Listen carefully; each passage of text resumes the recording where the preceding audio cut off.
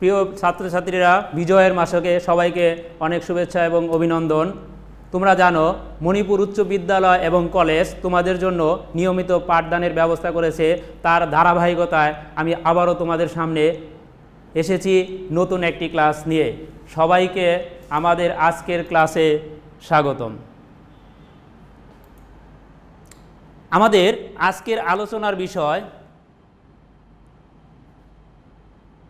ত্রিকোণমিতিক সমীকরণের সমাধান, অর্থাৎ উচ্চতর গণিতের ত্রিকোণমিতিক সমীকরণের সমাধানের এটা ধারাবাহিক দ্বিতীয় ক্লাস। শিক্ষার্থীরা, আমরা যে অধ্যায়টা নিয়ে আজকে আলোচনা করব সেই অধ্যায়টি হচ্ছে দ্বিতীয় পত্রের সপ্তম অধ্যায়। আমি পূর্বে এই বিষয়ে তোমাদের একটি ক্লাস নিয়েছিলাম, আশা করি তোমরা সেটাকে দেখেছো। আজকে দ্বিতীয় ক্লাস নিয়ে আমি তোমাদের কাছে আবার হাজির হয়েছি। আশা করি মনোযোগ দিয়ে ক্লাসটি করবে, তাহলে এই অধ্যায়টি সম্পর্কে তোমরা অনেক ভালোভাবে জানতে পারবে। আচ্ছা, আসো আমরা আজকের ক্লাস থেকে কি কি শিখব সেই বিষয়গুলো জেনে নেই।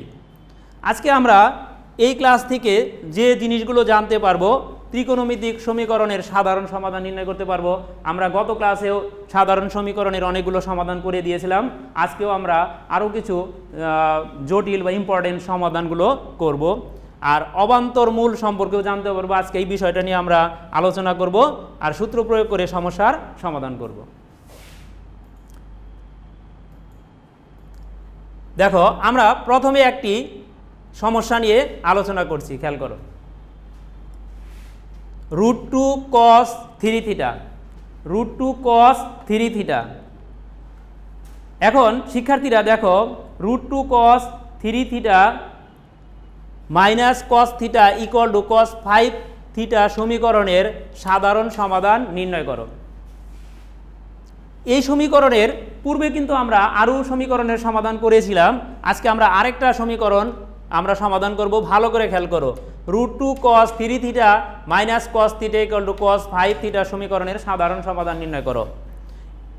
শিক্ষার্থীরা একটু খেয়াল করো, আমরা যদি তিনটা রাশিকে পর্যবেক্ষণ করি তাহলে আমরা দেখব প্রথম রাশির সাথে √2 আছে আর বাকি দুটো রাশির সাথে √2 নেই, অর্থাৎ দুটো রাশি একটু সুন্দরভাবে আছে। তাহলে আমরা প্রথমে কাজ করব, যেহেতু এটার সাথে √2 আছে, এটাকে আমরা এক সাইডে রাখবো আর বাকি দুইটা রাশিকে এক সাইডে রাখবো। একটু খেয়াল করো, তাহলে আমরা এই cos θটাকে আমরা ডান পাশে নিয়ে গেলাম। তাহলে এই দুইটাকে ডান পাশে নেওয়ারটাই কারণ cos θ আর cos 5θ এবং cos θ নিয়ে একটা সূত্র প্রয়োগ করা। দেখো এখানে cos c plus cos d। শিক্ষার্থীরা, আমি কিন্তু প্রথম ক্লাসেই তোমাদেরকে দেখিয়েছিলাম যে cos c plus cos d equal to কত। একদম আমার এই ক্লাসের আগের ক্লাসে আমি সবগুলো সূত্র নিয়ে আলোচনা করেছি, ওই সূত্রগুলোই কিন্তু আজকে প্রয়োগ করে সমাধান করব। তাহলে cos c plus cos d সূত্রটা কি তোমাদের কি মনে আছে? দেখো আমি করে দিচ্ছি। cos c plus cos d এর সূত্রটি হবে 2 cos c plus d by 2 cos c minus d by 2। এটা হলো 5θকে তুমি c কল্পনা করো আর θকে হলো d কল্পনা করো। আমরা cos c plus cos d এর সূত্র তোমাদের শিখিয়েছি। এখানে c এর পরিবর্তে হলো 5θ আর d এর পরিবর্তে হলো θ। তাহলে cos c plus cos d এর সূত্রটা প্রয়োগ করে আমরা এটাকে তৈরি করলাম। এবার শিক্ষার্থীরা একটু খেয়াল করো, 5θ আর হলো θ মিলে হবে 6θ। 6θকে যদি আমরা 2 দ্বারা ভাগ করি তাহলে হবে 3θ। এবার 5θ থেকে যদি আমরা একটা θ বাদ দিয়ে দেই তাহলে থাকবে 4θ। 4θকে যদি আমরা 2 দিয়ে ভাগ করি তাহলে হবে 2θ। শিক্ষার্থীরা, এবার একটু খেয়াল করো, এই রাশি আর এই রাশি, এখন এই দুইটা রাশিকে আমরা একই সাইডে নিয়ে আসব। দেখো তো, √2 cos 3θ মাইনাস 2 cos 3θ আর cos 2θ। এবার এই দুইটা রাশিকে তুমি যদি পর্যবেক্ষণ করো তাহলে দেখতে পারবা cos 3θ এবং cos 3θ এই দুইটা কমন আছে। তাহলে আমরা এই দুইটা রাশি থেকে আমরা এই দুইটাকে কমন নিয়ে নিব। দেখো, আমরা যদি cos 3θ কমন নেই তাহলে এখানে থাকে √2 মাইনাস 2 cos 2θ। তোমরা √2 সহ কমন নিতে পারো, আমি √2টা কমন নিই কারণ এটার সাথে কাটাকাটি করব তাই। তাহলে cos 3θ কমন নিলাম। এখানে দেখো আমাদের দুইটা উৎপাদক হয়ে গেল। তাহলে দুইটা উৎপাদক যদি হয়ে যায় তাহলে cos 3θ ইকুয়াল টু 0 অথবা √2 মাইনাস 2 cos 2θ ইকুয়াল টু 0 হবে। তোমরা এই সমাধানটা জানো, পূর্বের ক্লাসেও করেছি। তাহলে cos 3θ ইকুয়াল টু 0 আমরা লিখতেছি। দেখো, তাহলে cos 3 থিটা ইকুয়াল টু 0।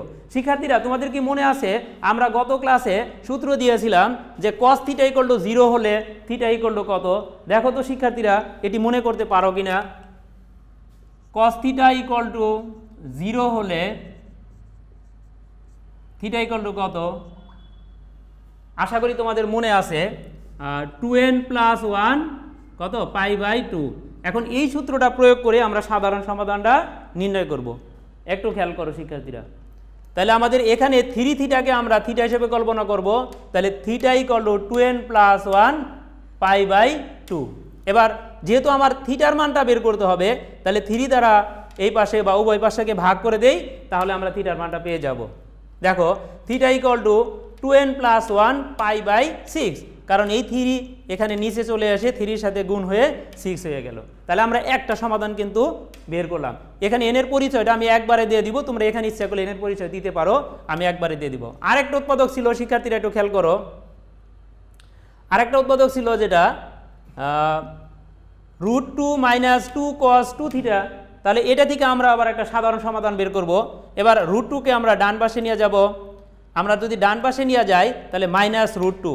এবার এই মাইনাস মাইনাস আমরা কাটা দিতে পারি, অর্থাৎ উভয়কে মাইনাস দ্বারা গুণ করে এটাকে ভ্যানিশ করতে পারি। এবার 2টাকে নিচে নিয়ে যাচ্ছি, তাহলে √2/2। এবার এটাকে যদি আমরা কাটাকাটি করি, এই 2 লেখা যায় √2 ইন্টু √2, উপরে √2-র সাথে একটা √2 কাটা যায় থাকবে 1/√2। আমি পরের পেজে দেখাচ্ছি, একটু খেয়াল করো। তাহলে cos 2 থিটা হলো 1/√2। শিক্ষার্থীরা বলো তো 1/√2 ইকুয়াল টু কত? cos কত ডিগ্রি? তোমাদের অবশ্যই মনে আছে 1/√2 হলো cos π/4, কারণ cos π/4 এর মান হলো 1/√2। তাই আমরা এই 1/√2-র পরিবর্তে cos π/4 সূত্রটা প্রয়োগ করতে পারি। এবার একটু ভালো করে খেয়াল করো, cos theta equal to cos alpha হলে থিটা ইকুয়াল টু কত? এই সূত্রটাও কিন্তু আমরা গত ক্লাসে লিখে দিয়েছিলাম। তাহলে ওই সূত্রটা একটু খেয়াল করো, cos theta equal to cos alpha হলে আমাদের থিটা হবে 2n π প্লাস মাইনাস আলফা। এখানে খেয়াল করো, এখানে আমাদের π/4টাই কিন্তু আলফা হিসেবে কল্পনা করবা, আর 2 থিটাকে থিটা হিসেবে কল্পনা করো। তাহলে theta equal to 2n π plus minus π/4। আমাদের যে 10টি সাধারণ সূত্র দিয়েছিলাম সেই সূত্র দ্বারা এগুলোকে সমাধান করতে হবে। এবার আমরা থিটার মানটা বের করি। আমরা যদি 2 দ্বারা ভাগ করি তাহলে কিন্তু আমরা থিটার মানটা পাবো। দেখো n π প্লাস মাইনাস π/8। তাহলে আমাদের দুইটা সমাধান পেলাম, আগের একটি পরের একটি। তাহলে এখান থেকে আমরা বলতে পারি নির্ণীয় সমাধান, অর্থাৎ theta equal to 2n plus 1 π/6, আর একটা ছিল n π প্লাস মাইনাস π/6।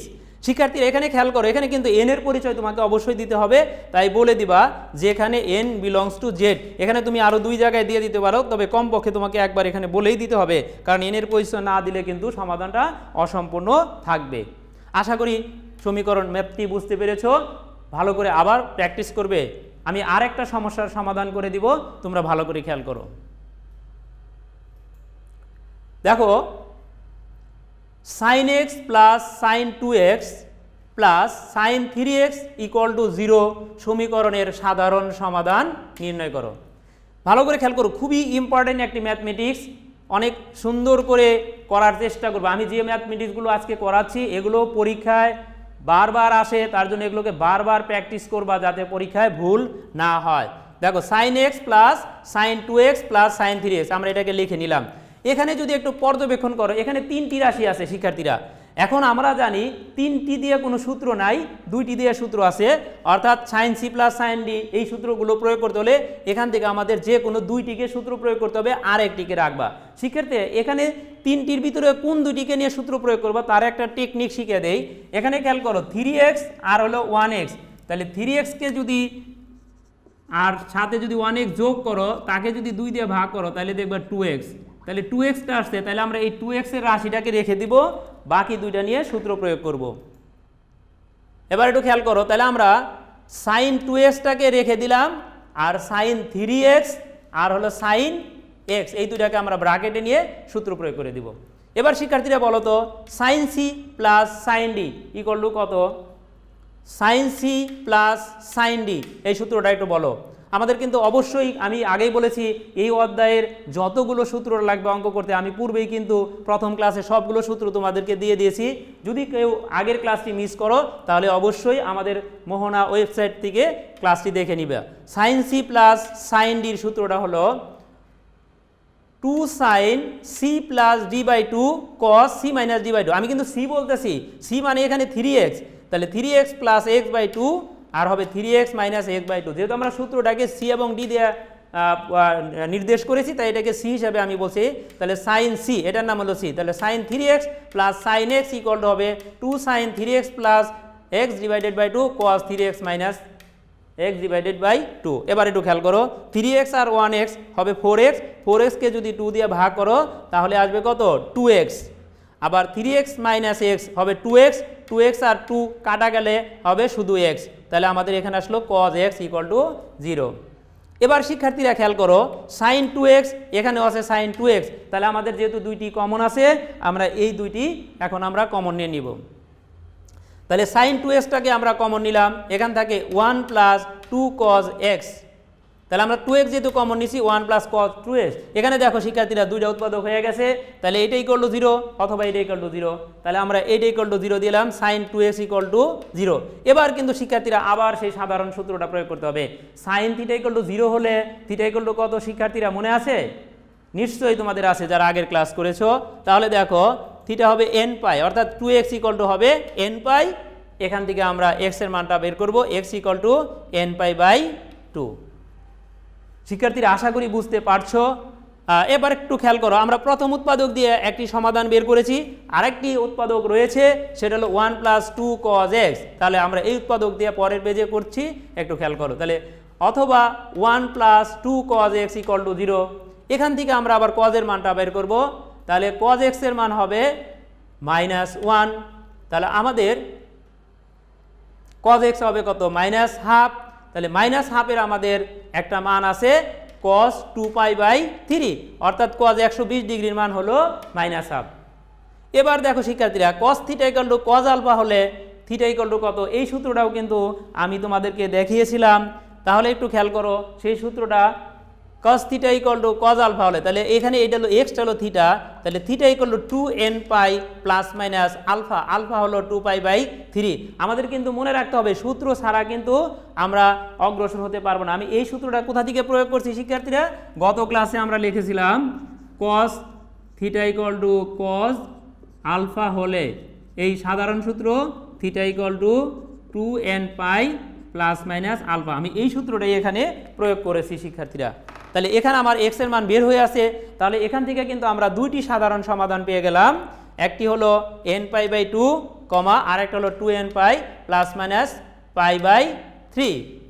ও শিক্ষার্থীরা এখানে একটু খেয়াল করো এই যে 2n pi plus minus pi by 3, এখানে একটু খেয়াল করো এখানে সূত্রতে এখানে হবে কত 2 পাই বাই 3,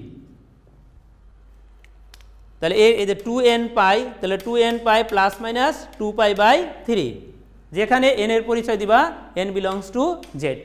আশা করি শিক্ষার্থীরা তোমরা এটা বুঝতে পেরেছো। চলো আমরা আরেকটি সমস্যার সমাধান করি শিক্ষার্থীরা। দেখো সমীকরণগুলো কিন্তু একই রকম মনে হবে, কিন্তু এর ভিতরেও কিন্তু পার্থক্য আছে। তোমরা যদি এগুলো ভালো করে প্র্যাকটিস না করো তাহলে কিন্তু বুঝতে পারবা না। দেখো cos x sin x cos 2x sin 2x, তাহলে এই সমীকরণটা আমরা সমাধান করব। এখানে যদি আমরা একটু পর্যবেক্ষণ করি শিক্ষার্থীরা খেয়াল করো এখানে cos আর sin, আবার ডান পাশেও cos আর sin, তাহলে আমরা দুটি cosকে এক সাইডে নিয়ে আসবো মানে এক পক্ষে নিয়ে আসবো, আবার দুটি সাইনকে আরেকটা পক্ষে নিয়ে যাব। তাহলে দেখো cos এর সাথে cos নিয়ে আসি, তাহলে cos এর সাথে cos 2x আসবে আর sin 2x এর সাথে sin x যাবে, তাহলেই কিন্তু আমরা সূত্র প্রয়োগ করতে পারবো। এখন এখানে খেয়াল করো cos c minus cos d সূত্রটা এই, তবে আমি স্টুডেন্টকে সবসময় বলি তুমি যদি ম্যাথমেটিক্সে ভালো করতে চাও তাহলে তোমাকে অবশ্যই সূত্র ভালো করতে হবে, সূত্র মনে রাখতে হবে, কারণ ত্রিকোণমিতি সম্পূর্ণরূপে নির্ভর করবে সূত্রের উপর। দেখো এখানে ততটা তেমন কিছু নাই, এটা হলো দক্ষতা, কে কত সূত্র মনে রাখতে পারবা, সূত্রগুলো প্রয়োগ করতে পারবা, এটার উপরে ডিপেন্ড করবে ত্রিকোণমিতিক সমীকরণের সমাধান নির্ণয় করা। তাহলে দেখো cos c minus cos d, এই সূত্রটা কি শিক্ষার্থীরা? cos c minus cos d সূত্র হলো, এখানে এটাতে c মানে cos x minus cos 2x, x plus 2x by 2 আবার sine 2x minus x divided by, এটা একটা ব্যতিক্রম ছিল শিক্ষার্থীদের, তোমাদের মনে আছে cos c minus cos d সূত্র ছিল, কি সূত্র ছিল আমি আবারও লিখে দিচ্ছি তোমাদের সুবিধার জন্য। cos c minus cos d সূত্রটা ছিল 2 sine c plus d by 2 sine, একটু খেয়াল করো d মাইনাস c হবে, অর্থাৎ d মাইনাস c বাই 2, একটু ব্যতিক্রম ছিল এই সূত্রটা, তার জন্য লিখে দিলাম d মাইনাস c, এখানে d হিসাবে 2x, তাহলে 2x minus x divided by 2। আর sine c plus sine d সূত্র কি? 2 cos c প্লাস d, অর্থাৎ 2x plus x divided by 2 আর sine 2x minus x divided by 2। আমরা সূত্রগুলোকে cd দ্বারা মনে রাখছি, তার জন্য কিন্তু আমি এখানে c আর d কল্পনা করছি, cটা হলো 2x আর dটা হলো x। তাহলে এবার তুমি ক্যালকুলেশন করো, 2x এর সাথে যদি x যোগ করো তাহলে কত হবে একটু খেয়াল করো, 2x এর সাথে x যোগ করলে হবে 3x, তাহলে 3x বাই 2, আবার 2x থেকে যদি আমরা x বাদ দেই তাহলে হবে x বাই 2। একইভাবে x এর সাথে যদি 2x যোগ করো তাহলে হবে 3x বাই 2, তাহলে 3x বাই 2, আর 2x থেকে x বাদ দিলে x বাই 2। এই ভাগে আমি একটা কাজ করেছি, এখানে 2 ছিল আর এখানে 2 ছিল, দুই পাশ থেকে 2 আমরা ভাগ করে বাদ দিয়েছি। এবার শিক্ষার্থীরা খেয়াল করো, আমরা যদি এই রাশিগুলোকে একই দিকে আবার নিয়ে আসি, দেখো এইটাকে বাম পাশে এনে আমরা যদি কমন নিয়ে নেই, সাইন এক্স বাই 2টা কমন নেই, তাহলে থাকে sine 3x by 2 minus cos 3x by 2। শিক্ষার্থীরা একটু খেয়াল করো, এই একটা উৎপাদক আর এই একটা উৎপাদক, এই দুইটা উৎপাদক আমরা আবার সমাধান করব। একটু খেয়াল করো তাহলেই বুঝতে পারবা। প্রথম উৎপাদক ছিল sine x by 2 equal to 0। দেখো তো শিক্ষার্থীরা, আবার সাইন থিটা ইকুয়াল টু 0 হলে থিটা ইকুয়াল টু কত? একই সূত্র। আমরা নিয়ম হলো, তুমি এই অঙ্কগুলো 9, 10-এও করেছো, হায়ার ম্যাথে সমাধান করবা, আগে যেমন একটা সমাধান বের হতো, এবার আমরা সাধারণ সমাধানগুলো বের করতেছি। তাহলে যখনই সমাধান শেষ হয়ে যাবে লাস্টে আমরা কি করব? সাধারণ সমাধানের সূত্রগুলো প্রয়োগ করে দিব। তাহলে sine x by 2 equal to 0 হলে আমাদের এক্স বাই 2 এর মান কত হবে? এক্স বাই 2 এর মান হবে এন পাই। দেখো x by 2 equal to N pi, তাহলে এখান থেকে আমরা লিখতে পারি এক্স এর মান হলো n pi by 2n pi, x এর মান হবে 2n পাই। এবার শিক্ষার্থীরা আমাদের প্রথম উৎপাদক থেকে এই মানটা বাই করলাম, এবার আমরা দ্বিতীয় উৎপাদকের কথা কল্পনা করি। দেখো দ্বিতীয় উৎপাদক ছিল sine 3x by 2 minus cos 3x by 2 equal to 0। এবার আমরা একটু খেয়াল করো, cos 3x বাই 2টাকে আমরা ডান পাশে নিয়ে গেলাম, তাহলে cos 3x বাই 2 দ্বারা উভয় পক্ষকে যদি আমরা ভাগ করি তাহলে হবে sin 3x by 2 divided by cos 3x by 2 equal to 1। এবার শিক্ষার্থীরা বলো তো দেখি, সাইন বাই কস থিটা, এটাকে থিটা কল্পনা করো, sine theta by cos theta equal to কত? তোমরা অবশ্যই জানো এটি, sine theta by cos theta হবে ট্যান থিটা, তাহলে ট্যান 3x বাই 2, আর ডান পাশে আমার 1 ছিল, 1 এর পরিবর্তে লিখলাম ট্যান পাই বাই 4। এবারও কিন্তু আরেকটি সূত্র প্রয়োগ হচ্ছে, যেমন তোমরা 9, 10-এ কি করছো? ট্যান আর ট্যান উভয় পাশে বাদ দিয়ে শুধু এক্স এর একটা মান বের করছো। এবার কিন্তু সেইভাবে একটা মান বের করলে হবে না শিক্ষার্থীরা, এই জিনিসটা খেয়াল করবা। আমরা দেখি অনেক সময় খাতায় দেখি স্টুডেন্টরা তারা উভয় পক্ষ থেকে ট্যান বাদ দিয়ে এক্স এর একটা মান বের করে রাখছে, এটা কিন্তু সাধারণ সমাধান নয়। তাহলে আমরা এখান থেকে আমরা বের করব, এটাকে থিটা কল্পনা করো, theta equal to N pi plus alpha, এটা হলো আলফা, তাহলে 3x by 2 equal to N pi plus pi by 4। এখন আমরা এখান থেকে এক্স এর মানটা বাই করব, এক্স এর মানটা কত হলো? তাহলে এই 3 বাই 2টা ওই পাশে যাওয়া যাবে 2 by 3 n pi plus pi by 4। তুমি ইচ্ছা করলে এটা দ্বারা গুণ করে দিতে পারো, এভাবে রাখতে পারো। তাহলে আমরা এক্স এর কয়টা সমাধান পেয়ে গেলাম? 2টি সমাধান পেয়ে গেলাম। তাহলে নির্ণয় সমাধান বা সাধারণ সমাধান লিখতে পারো x equal to N pi by 2, 2 pi by 3 n pi plus pi by 4, যেখানে এন বিলংস টু জেড। আশা করি শিক্ষার্থীরা তোমরা বুঝতে পেরেছো। এবার আসো, আমি আবারও বারবার বলতেছি, তোমরা সূত্র কিন্তু সব সময় এটাকে প্র্যাকটিসে রাখবা, কারণ নিয়মিত সূত্র প্র্যাকটিস না করলে ত্রিকোণমিতি কিন্তু পারবা না। এবার আমরা আরেকটি সমস্যার সমাধান করব। চলো আমরা আরেকটি সমস্যার সমাধান করি, একটু ভিন্ন টাইপের সমাধান করব। আমি এটা নিয়ে একটু আলোচনা করে নেই। একটু খেয়াল করো, আমরা যেটা নিয়ে আলোচনা করব সেটা হলো যে সমীকরণগুলো a cos x plus b sin x equal two c, এখানে প্লাসও থাকতে পারে, a cos x minus b sin x equal two c এই আকার, অথবা আরেকটি সমীকরণের আকার দিচ্ছি a sin x প্লাস এখানে মাইনাস প্লাস দিয়ে হইতে পারে b cos x equal two c, অথবা a sin x minus b cos x equal two c। এই দুই আকারের যদি সমীকরণ পাও ত্রিকোণমিতিক সমীকরণে, তাহলে একটা নির্দিষ্ট নিয়মে সমাধান করতে হবে। কারণ এই সমীকরণগুলোকে তুমি যদি বর্গ করে সমাধান করো তাহলে এদের ভিতরে অবান্তর কিছু মূল আসবে। শিক্ষার্থীরা, আমরা যখন সমাধান করতে চাই, সেই সমাধান করতে করতে যদি কোনো অঙ্কে বর্গ করি তাহলে সেখানে অবাঞ্ছিত মূল এসে যায়। বর্গ করলে সেই মান দ্বারা সমীকরণটা সিদ্ধ হতেও পারে, না হতে পারে। তার জন্য যদি আমরা বর্গ করে সমাধান করি তাহলে অবশ্যই মান বের করার পর সেটিকে আবার শুদ্ধি পরীক্ষা করতে হয়। তাই এখান থেকে বাঁচার জন্য আমরা একটি পদ্ধতির মাধ্যমে সমাধান করব যাতে অবান্তর মূলগুলো না আসে। এখানে একটা শর্ত আছে, এই সমীকরণগুলো একটা শর্ত মেনে চলবে, সেখানে হলো a b not equal to 0 থাকবে, আর মডুলাস c এর মান সবসময় এই কজের সহগ এবং সাইনের সহগের বর্গের যোগফলের বর্গমূল অপেক্ষা ছোট হবে অথবা সমান হবে। এই সি এর মান কখনো এই মানটার চাইতে বড় হতে পারবে না। তাহলে আমরা এই সূত্রগুলো প্রয়োগ করতে পারবো এবং এতে অবাঞ্ছিত মূল আসবে না। অবাঞ্ছিত মূল থেকে রক্ষা পাওয়ার জন্য এই সমীকরণটা এভাবে সমাধান করবা। এবার একটু খেয়াল করো, তাহলে এই ধরনের সমীকরণ দেওয়া থাকলে প্রথমে আমরা কি করব, সকল অঙ্ক উপরিউক্ত আকারে থাকবে তাদেরকে মানে তাদের উভয় পক্ষকে √a² + b² এই যে মান, এই মান দ্বারা এই সমীকরণের উভয় পক্ষকে ভাগ করে সমাধানটা করতে হবে। আমরা যদি এই নিয়মে বা এই প্রসেসে অঙ্কটা করি তাহলে আর অবাঞ্ছিত মূল আসবে না। আর আমি যদি একটা সাইড চেঞ্জ করে বা বর্গ করে অঙ্ক করি তাহলে কিন্তু এই সমীকরণের সমাধান অবাঞ্ছিত সমাধান চলে আসবে, যে সমাধানগুলো কি হবে ওই সমীকরণকে সমাধান স্যাটিসফাই করবে না। এই জন্য এই পদ্ধতিতে আমরা সমাধান করতে পারি। শিক্ষার্থীরা, তাহলে চলো আমরা এই আকারের সমীকরণগুলো সমাধান করার একটা চেষ্টা করি। আমি আবারও বলতেছি শিক্ষার্থীরা, একটু খেয়াল করো, আমি আবারও বলছি, বারবার খেয়াল করো, তুমি যখনই দেখবা যে সমীকরণে কজ এবং সাইন থাকবে আর ডান পাশে ধ্রুবক বা ধ্রুবকটা বাম পাশেও থাকতে পারে, সেটাকে পরে ডান পাশে নিবা, তখনই এই সমীকরণগুলোকে বর্গ না করে আমি যে প্রসেসে করব সেই প্রসেসে করবা, তাহলে সেই সমীকরণে কোনো অবান্তর মূল আসবে না। আর বর্গ করে করলে কিন্তু অবশ্যই অবান্তর মূল চলে আসবে।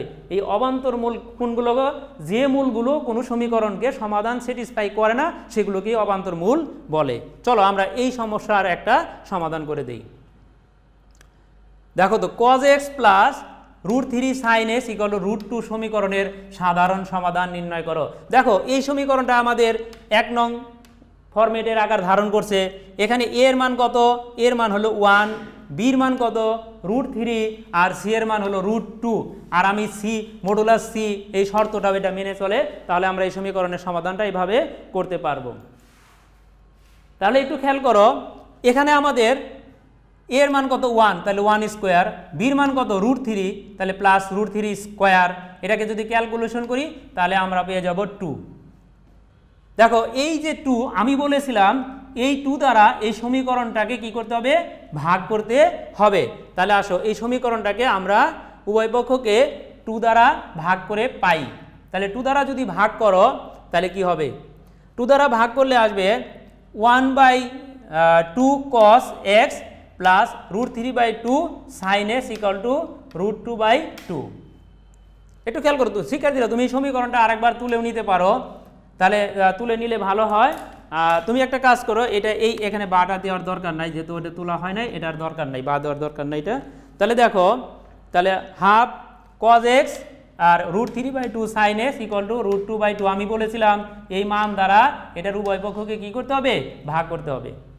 এবার শিক্ষার্থীরা সবসময় মনে রাখবা, এই 1/2, এই 1/2টা সাইনের মানও আছে আবার কজের মানও আছে। তাহলে এটাকে আমরা সবসময় কার মানে নির্ণয় করব, সাইনের মানে নির্ণয় করব।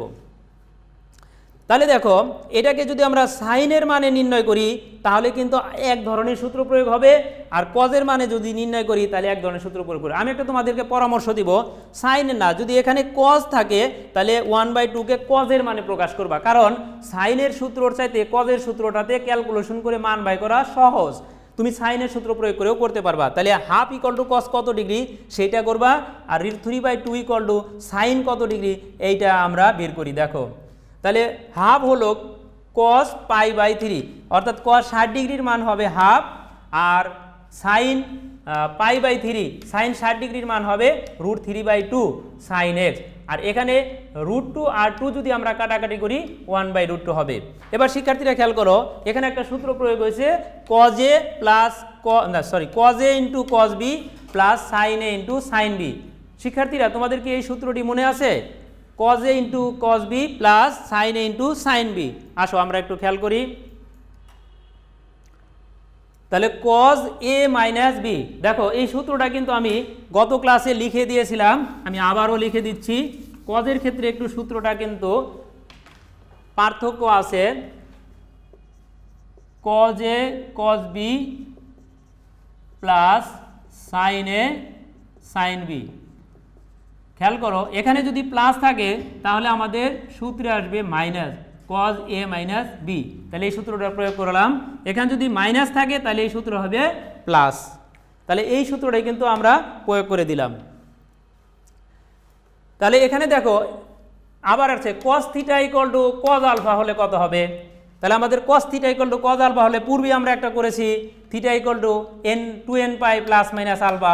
আমার এই পুরা মানটাকে θ কল্পনা করো, তাহলে θ equal to 2nπ plus minus alpha. এখান থেকে আমরা শিক্ষার্থীরা x এর মানটা বাই করব, একটু খেয়াল করো। তাহলে x ইকুয়াল টু কত হবে? 2nπ প্লাস মাইনাস π/4, আর মাইনাস π/3টা এখানে গেলে হবে প্লাস π/3। এবার ডান পাশে আমরা একটু লসাগু করি, তাহলে x এর মান হবে এখানে 3 এবং 4 এর লসাগু হবে 12, 12 দ্বারা 2 রে গুণ করলে হবে 24nπ 24nπ প্লাস মাইনাস, আবার 4 দ্বারা যদি 12কে ভাগ করো 3, তাহলে 3 দ্বারা পাইকে গুণ করলে 3π, আর প্লাস আবার 3 দ্বারা যদি 12কে ভাগ করো 4, 4 দ্বারা পাইকে গুণ করলে 4π। এবার এখানে খেয়াল করো এখানে প্লাস মাইনাস আছে, তাহলে আমরা একবার প্লাস দ্বারা এই সম্পূর্ণ রাশিটাকে গুণ করব। যেমন যদি আমরা প্লাস নেই 3π আর 4π কত হবে? 7π। আবার যদি মাইনাস নেই 4π থেকে যদি 3π বাদ দিলে তাহলে পাই। এখান থেকে আমরা দুইটা সমাধান পাবো, আমরা পরের পেজে দেখিয়ে দিচ্ছি, একটু খেয়াল করো। তাহলে দেখো x এর মান আমরা দুটো পেলাম, একটা হলো 24nπ প্লাস 7π/12 আর 24nπ প্লাস π/12। তাহলে আমরা এটি হলো x এর একটি সমাধান। এখানে আমরা পাইটাকে কমন নিয়ে নিছি, এখানেও পাইটা কমন নিলাম, তাহলে x এর এখান থেকে দুইটা মান পেলাম। আমরা দুটি মান পেলাম আর আগে ছিল দুইটি, তাহলে নির্ণয় সমাধান হবে এই দুটি, তাহলে যেখানে n বিলংস টু z। আশা করি শিক্ষার্থীরা তোমরা এটা বুঝতে পেরেছো। চলো আমরা দেখি আজকের ক্লাসের একটু মূল্যায়ন করি, তোমরা পূর্বে কি মনে রেখেছো, একটু পারো কিনা একটু খেয়াল করো তো শিক্ষার্থীরা। আমি পড়িয়েছি sin θ ইকুয়াল টু 0 হলে θ ইকুয়াল টু কত, তোমাদের কি মনে আছে? অবশ্যই মনে থাকার কথা, θ ইকুয়াল টু nπ। আমি কিন্তু আগেই করিয়েছিলাম। তারপর একটু খেয়াল করো sin θ ইকুয়াল টু 1 হলে কত হবে, θ ইকুয়াল টু কত হবে, এটাও তো শিখেছি 4n প্লাস 1 ইন্টু π/2। আর একটা sin θ ইকুয়াল টু sin অল্প θ ইকুয়াল টু কত হবে, θ ইকুয়াল টু হবে nπ plus -1/n into alpha. এটা আমরা পূর্বের ক্লাসে শিখেছি। সবসময় এই যে সূত্রগুলো আমি লিখে দিয়েছিলাম সেগুলো কিন্তু ভালো করে প্র্যাকটিস করবা। তো চলো আমরা একটা বাড়ির কাজ দিয়ে দিচ্ছি, আশা করি এটি করে নিয়ে আসবে। আমরা আগামী ক্লাসে পরবর্তী ক্লাসে এই অঙ্কগুলোই করাবো। দেখো আগের অঙ্কগুলোরই কিন্তু এগুলো ব্যবধি দেওয়া থাকবে, ব্যবধিতে একটা নির্দিষ্ট সমাধান বের করতে হবে। তাহলে ব্যবধির ভিতরে -π থেকে x লেস দ্যান 2π ব্যবধিতে √3 cos x minus sin x equal to 1 সমীকরণের সমাধান নির্ণয় করো। তাহলে এই যে আমরা আজকের যে ক্লাসটা করলাম সেই অঙ্কগুলোকেই আগামীতে আমরা ব্যবধি দিয়ে আমরা অঙ্কটাকে সমাধান করব। আগের মতোই সম্পূর্ণরূপে একই রকম থাকবে। আগে আমরা এটাকে কিছুক্ষণ আগে যে অঙ্কটা করলাম সেইভাবে সমাধান করব, সমাধান করে মায়ের মানগুলো আমরা বের করব। এটা তোমরা বাসায় প্র্যাকটিস করবা, যদি না পারো আমি প্র্যাকটিস করো, আমি আগামী ক্লাসে আবার সুন্দর করে দেখিয়ে দিব। তো সবাই ভালো থাকবা, সবাইকে অনেক অনেক ধন্যবাদ, শুভকামনা। আশা করি আগামী ক্লাসটা মনোযোগ সহকারে দেখবে। অনেক অনেক শুভকামনা রইল। Thank you.